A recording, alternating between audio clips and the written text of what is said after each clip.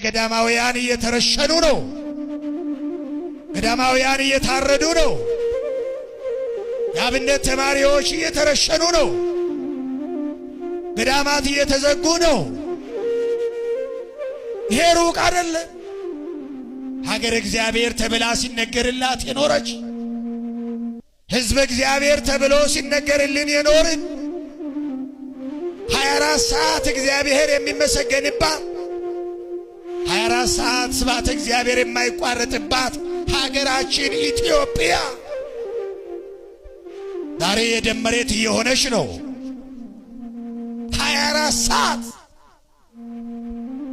የእግዚአብሔር ምስጋና የማይቋረጥባቸው ገዳሞቻችን ዛሬ መከራ ላይ ነው ያሉት፣ ስቃይ ላይ ነው ያሉት። ክርስትና ዛሬ እየተሰደደች ነው። የደም ዋጋ እየከፈለች ነው። ሃይማኖታችሁን አስቡ። ዘላለም አንኖርም። ጨክኑ ክርስቲያኖች፣ ጽኑ በሃይማኖታችሁ። ሃይማኖታችሁን ጠብቁ። ክርስትናችሁን ጠብቁ። ታሪካችሁን ለልጆቻችሁ ንገሩ። ሃይማኖታችሁን ለልጆቻችሁ አስተምሩ። አስተምሯቸው፣ ንገሯቸው።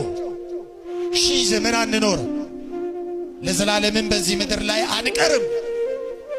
እንሄዳለን። ሁላችንም እውነትን ይዘን ብንሄድ ይሻለናል።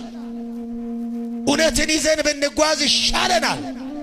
ሃይማኖታችንን ጠብቀን ብንጓዝ ይሻለናል።